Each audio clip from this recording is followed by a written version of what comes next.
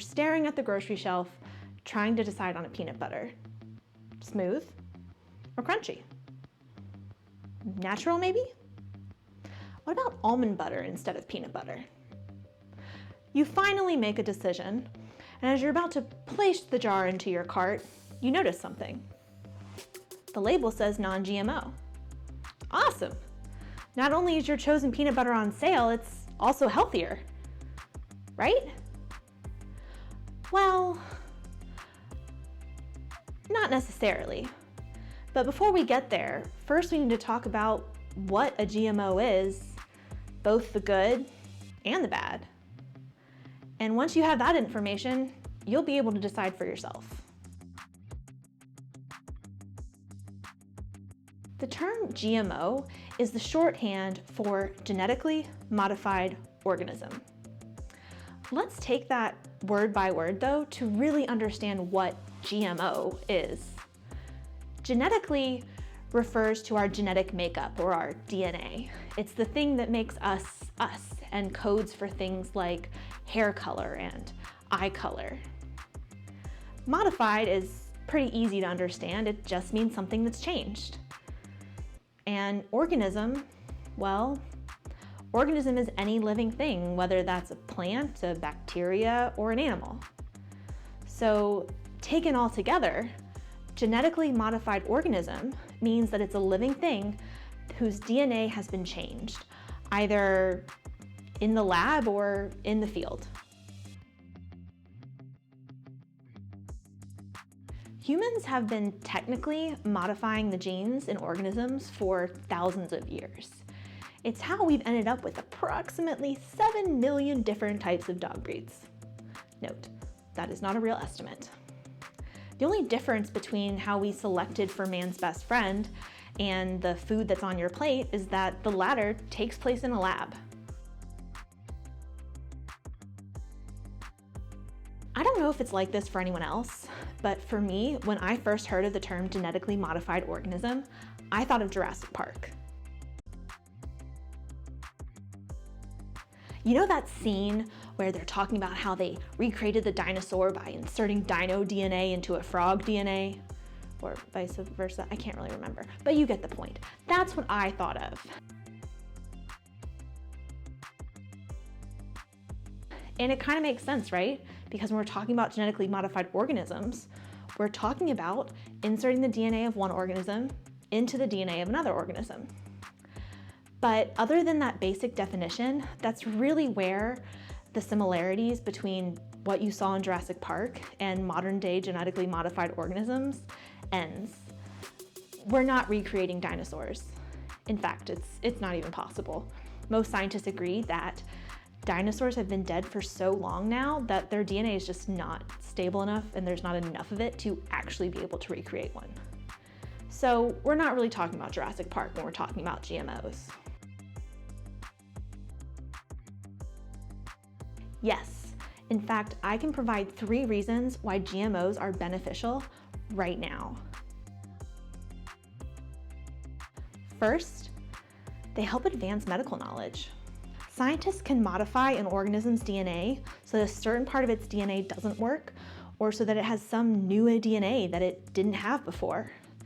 They can then use this organism to get a better understanding of how illnesses work and to test how certain medicines could treat disease. It's literally life-saving research. Second, plants can be modified to need less fertilizer, be more resistant to drought, or require fewer pesticides. This can have positive effects on the environment. Less fertilizer means less runoff into nearby waterways. Runoff is a huge problem that can lead to dead zones where pretty much no living organisms can live. By making plants more resistant to drought, we can save water, something that is essential in drought-prone regions. And less pesticides help local insect populations. Not every insect is a pest, but pesticides target most insects. If a plant can be modified to resist a certain problematic insect, then pesticides don't need to be used that could harm things like honeybees or butterflies. Third, GMOs can actually make it easier to have a healthy diet. For example, if we can grow more soybeans because they are genetically modified, then we can use their oils as a replacement for unhealthy trans fats. Fair enough. GMOs are not without their problems, and I can think of 3 issues with GMOs right now. First is the possibility that some of the genes that have been modified to create these new traits in a GMO, those genes could make it into the wild populations through a process known as horizontal gene transfer. When we think about how an organism gets its DNA, we think about it being transferred from parent to offspring. After all, that's a very common way. But there is a second way to get genes, from the individuals around you. Now, this is mostly a thing that happens in bacteria. They can easily switch DNA. It's partly why there's an issue with antibiotic resistance. Some scientists and managers are concerned that this horizontal gene transfer could be a problem with GMOs. How? Mainly parasites.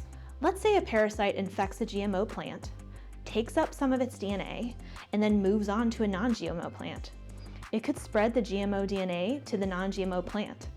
We don't know enough about this to know if it could affect the natural environment, and so it could potentially be dangerous. Second, it's possible that genetically modified organisms could escape into the wild. This is particularly a concern in fisheries. Some fish, like salmon, have been genetically modified to grow larger. The problem is that most fisheries are housed in large nets in a body of water like the ocean. It's possible that a genetically modified fish could escape the net and get into the wild population. It could then outcompete wild fish or potentially breed with them. Research in the 1990s found that when one species of introduced fish was purposefully added to a wild population, the offspring of the 2 groups were less likely to survive. This could lead to a decline in local fish populations. Third, GMOs could hurt small farmers. Most GMO crops are developed in the labs of large corporations. Their plants are proprietary and small farmers rely on them for their seeds. This puts a lot of the farming industry in the hands of a few large corporations.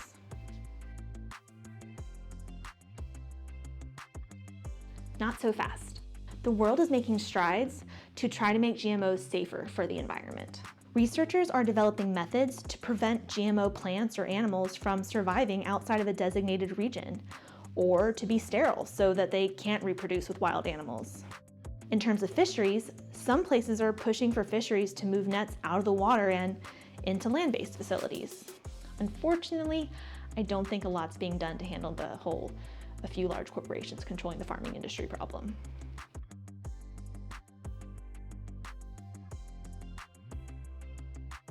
Experts roundly agree that GMOs are safe for human consumption.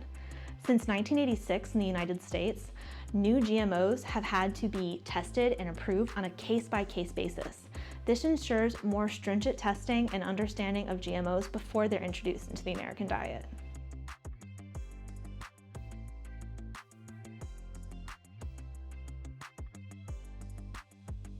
Scientists have conducted numerous studies in mice and rats to compare GMO versus non-GMO foods.